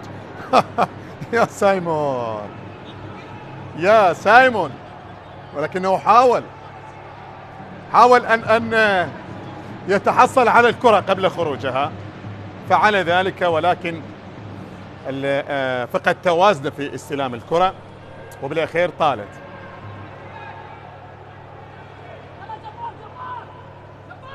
كرة بجهة اليمين، تبقى الكرة لمنتظر، بعد ذلك داخل منطقة الجزاء. الله الله على البدلاء، الله على البديل الناجح. حسين طالب يسجل بالكرة الأولى مع تغييره ودخوله إلى أرضية الملعب، يغير الواقع ويسجل ويقلص الفارق. شوف الكرة الخاطئة، بينما هنا استلام الكرة واستغلال الخطأ الذي كان من قبل مدافعي فريق الطلبة. هنا سدد بيساره، حلوة حلوة حلوة حلوة لحسين طالب، ممتازة لحسين طالب، حط الكرة على الزاوية البعيدة ولم يتمكن من خلالها حارس المرمى. كانت صعبة. برافو برافو برافو للبدلاء الذين صنعوا الفارق على مستوى الكرات الخطيرة وسجلوا. الآن حسين طالب يسجل لأسود العاصمة، يسجل لأمانة بغداد هدف تقليص الفارق. حلوة للبدلاء بهذه المباراة. في الدقيقة 77 يسجل حسين طالب. كرة فيها صافرة وخطأ.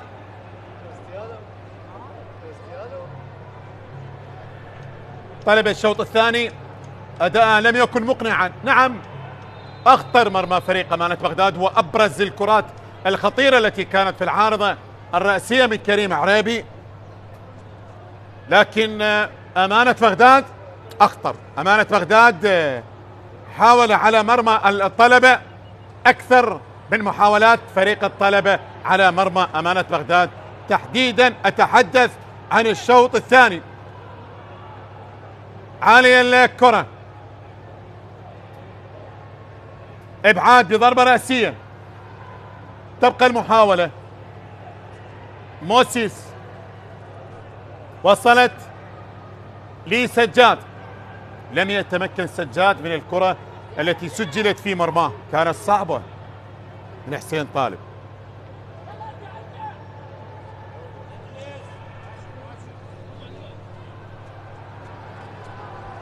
بالمناسبة حسين طالب سجل هدف جميل في مرمى القوة الجوية في مباراة 3-1 التي خسرها أمانة بغداد. اليوم سجل هدف ولا أروع. سيف رشيد بديلا لكريم عريبي. سيف 3 أهداف في هذا اللاعب مع فريق الطلبة، سجل في مباراة دهوك في المرحلة الأولى في مباراة 2-1 التي فاز فيها فريق الطلبة، وكذلك من أهدافه بهذا الموسم هو لاعب ممتاز بالمناسبة على مستوى خط الهجوم، حتى عندما كان مع نادي القاسم يقدم مباريات كبيرة. سجل على الغراف في مباراة 3-1 عندما فاز فريق الطلبة بتلك المباراة. هنا إبعاد خاطئ قد يكلف الفريق، ولكن حارس المرمى يتصدى، وتبقى المحاولة وتبقى الفرصة، ولا زالت وصلت لحبيب الوستاتي. ماسس يخطأ وحارس المرمى يصحح الخطأ بإبعاده لكرة ولفرصة لأمانة بغداد من أجل العودة ومن أجل التعادل. حارس المرمى يتصدى لكرة كانت خطيرة.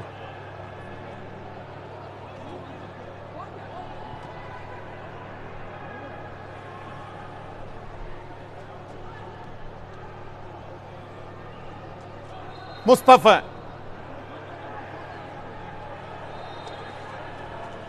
صافرة من قبل حكم المباراة. ميلاد فلاح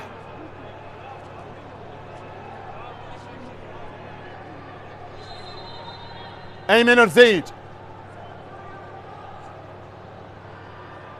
لأمانة بغداد. الكرة عالية وصلت لسجاد. بالمناسبة لقاءات الفريقين منذ عام 2008 24 لقاء في الدوري، وفريق أمانة بغداد لديه أفضلية على الطلبة. اي نعم، أفضلية بفارق انتصار. 7 انتصارات لفريق أمانة بغداد مقابل 6 انتصارات لفريق الطلبة، ولدينا 11 تعادل حضر بين الفريقين. اليوم الطلبة إذا فاز على أمانة بغداد سيتساوى مع أمانة بغداد على مستوى الانتصارات، يكون لكل فريق 7 انتصارات في تاريخ لقاءات الفريقين، واليوم اللقاء رقم 25 بتاريخ لقاءات الفريقين.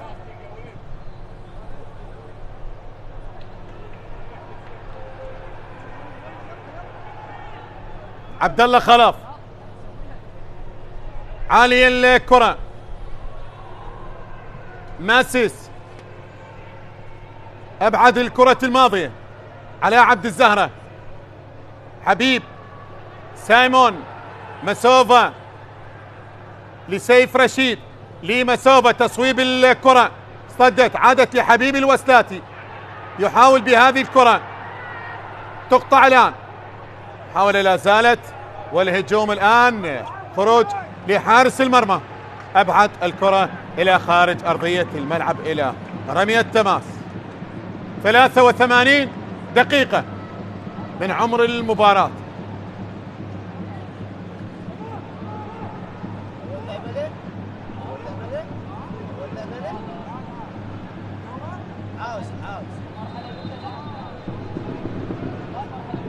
رمية تماس، أقوى هجوم لغاية الآن هجوم الشرطة ب 42 هدف. أقوى دفاع القوة الجوية ب 12 هدف. الأكثر فوز القوة الجوية ب 17 انتصار، والأقل خسائر القوة الجوية بخسارتين. هنا بطاقة صفراء لحسين طالب. الأكثر تعادلا طبعا الزوراء 9 تعادلات، والأقل تعادلا نوروز والقاسم بتعادل 1.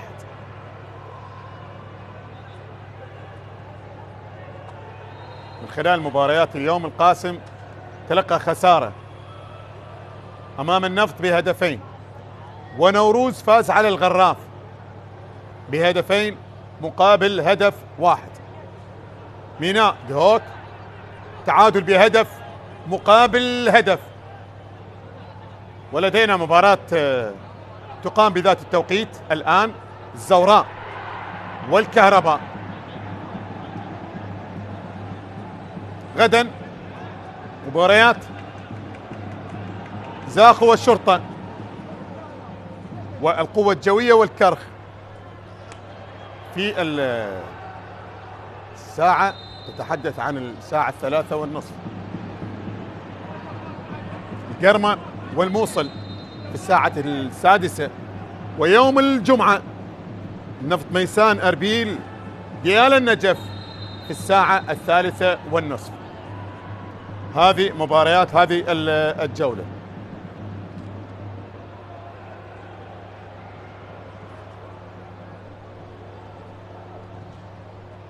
كرة للأمام في المنتصف، موسيس عالية أقرب لحارس المرمى. طلب لم يخسر في آخر 4 جولات، 3 فوز وتعادل. آخر خسارة من القوة الجوية في الجولة 19.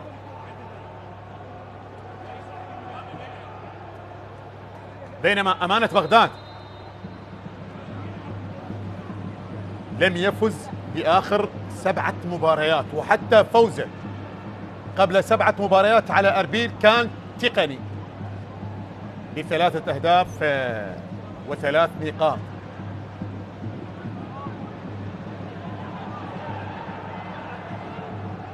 جولة 16 طبعا. وآخر فوز فعلي كان قبل 14 جولة لفريق أمانة بغداد. هنا بطاقة صفراء لأيمن رزيج قبل 14 جولة، وكان على الشرطة في الجولة 9 المرحلة الأولى بهدفين مقابل هدف 1 للاعب قاسموف. بالسلامة لسايمون مسوفة. هذا الإبعاد الذي كان من قبل عبد العزيز عمار.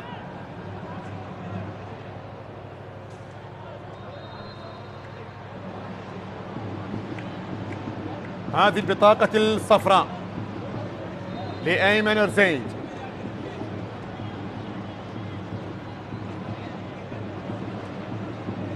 ركنية للطلبة.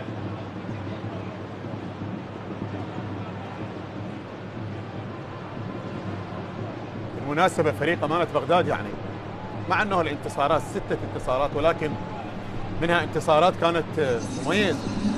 عندما تحقق الانتصار على الطلبة في المرحلة الأولى تقدم نتيجة كبيرة كذلك أمام الشرطة، والفوز انتصارات كانت ثمينة جدا، حتى على نفط ميسان الفوز كان كبير ب4 أهداف مقابل هدف واحد. فوز على نوروز بهدف، لجبار كريم كذلك.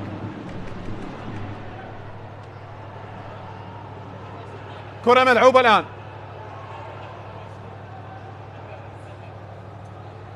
وصلت لسايمون مسوفة، تنقل للأمام، لا تزال الكرة في الملعب.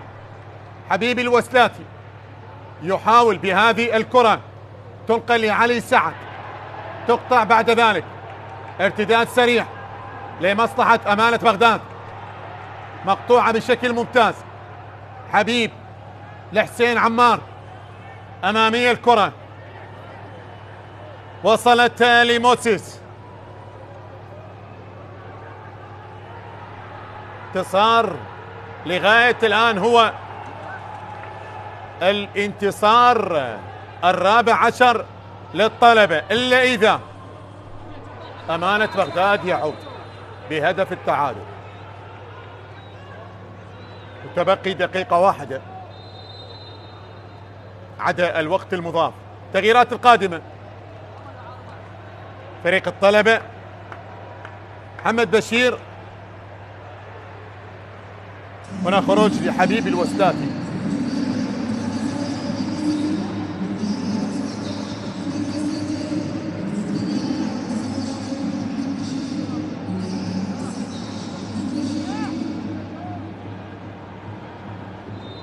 تغييران، علي سعد وحبيب الوسلاتي يغادرون، وحميد كذلك الطائي يشارك، ومحمد بشير. تغييران لعلي رضا منصوريان. ثواني الأخيرة،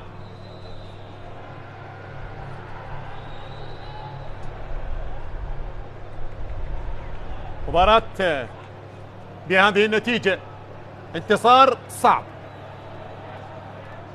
في ظل ما شاهدناه في الشوط الثاني. الانتصار صعب في بعض المباريات عندما تكون النقاط حاضرة، ولكنها تأتي بصعوبة.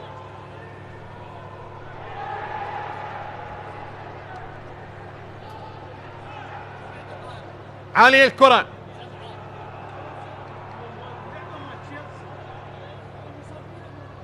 سبع دقائق الوقت المضاف. كرة وصلت لسايمون مسوفة، تنقل إلى جهة اليسار لحميد الطائي إلى خارج أرضية الملعب. رمية تماس، توجيهات مستمرة، نقاط ثمينة يصل بها الطلبة للنقطة رقم 47، يعزز نقاطه ويعزز انتصاراته، وهو يصل للهدف رقم 35 مع أهداف هذه المباراة.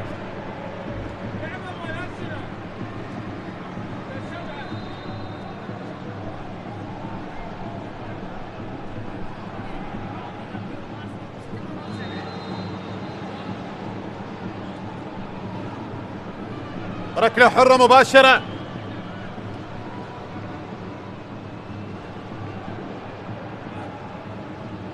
ابعاد بضربة رأسية.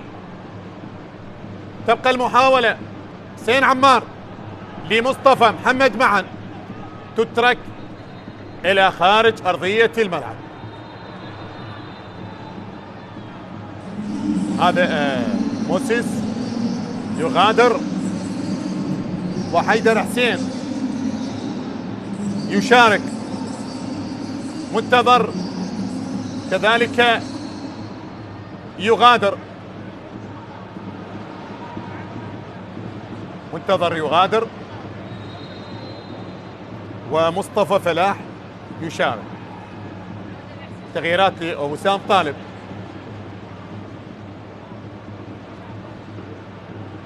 محمد الطائي بكرة عالية تبعد بضربة رأسية إلى خارج أرضية الملعب، إلى تماس.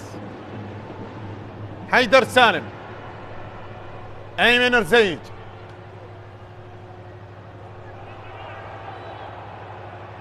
كرة وصلت ميلاد فلاح،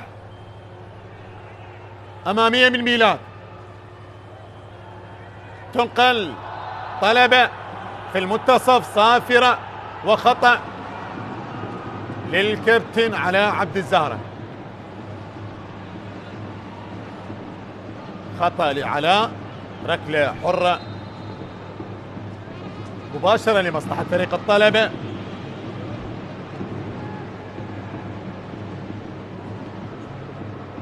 كرة للأمام، حميد الطائي يحاول فيها، لا زالت الكرة، بعد ذلك تصل لسيف رشيد. كرار سعد للتماس لأمانة بغداد، رمي التماس. شوف علي رضا منصوريان يقول له لا ترجع، خليك في مكانك، مدافع في المناطق الأمامية، ويطلب بنفس الوقت متابعة الوقت المضاف. مباراة كما ذكرت يعني صعبة عندما تأتي النقاط بمثل هكذا مباريات، وخصوصا في الشوط الثاني لما قدم أمانة بغداد. النقاط صعبة وما أجملها لما تكون صعبة، وما أجملها لما تكون صعبة. الطرق الصعبة دائما تقودك إلى نهاية جميلة. اي والله تقودك إلى نهاية جميلة، هكذا هي الطرق الصعبة.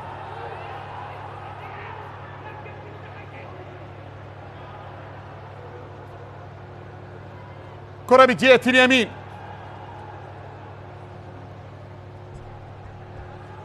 بعد ذلك تمرر لعلاء عبد الزهرة. حميد الطائي، تمرر، تقطع، تبعد بمتابعة، بضربة رأسية، بكرة على مستوى خط الدفاع، وصلت لمصطفى بإبعاد إلى رمي التماس.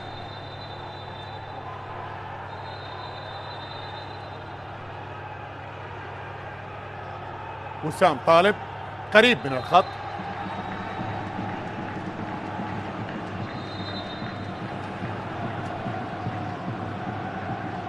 يقول له الكرة اعتقد، ولكن شوف الحكم المساعد والكرة الماضية هنا اعتقد بأنه الكرة قبل خروجها، ما خرجت الكرة. أكرم علي يقول له ما خرجت الكرة. محمود أحمد، رمي التماس، انتصار ثمين، نقاط ثمينة. طلبة بمواصلة النتائج المميزة وبمواصلة الاندفاع الكبير والحرص الكبير على أن يقدم موسم استثنائي، وهو كذلك. أي نعم هو كذلك لغاية الآن هذا الموسم. كرة لأمانة بغداد الذي يفكر بنقطة، وإن جاءت أمام الطلبة فهي ممتازة جدا. المرحلة الأولى فيها انتصار لأمانة بغداد. المرحلة الثانية إذا ما جاءت النقطة بكل تأكيد يعني 4 نقاط أمام الطلبة، شيء رائع لأمانة بغداد، العائد لدورينا مرة أخرى من جديد. عبد الله خلف، لمسة يد، ثواني أخيرة، ركلة حرة مباشرة.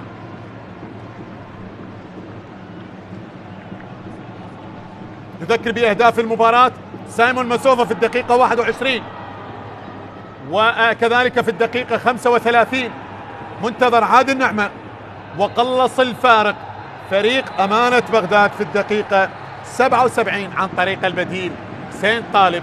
ومع هذه الأهداف ومع الأسماء التي سجلت أهداف في هذه المباراة، تأتي الصافرة للنهاية الكاملة لهذا اللقاء بفوز الطلبة بهدفين مقابل هدف واحد لأمانة بغداد. مبروك للطلبة وجماهير الطلبة، هارد لك لأمانة بغداد. كنت معكم معلقا للمباراة علي الشمري. السلام عليكم ورحمة الله وبركاته.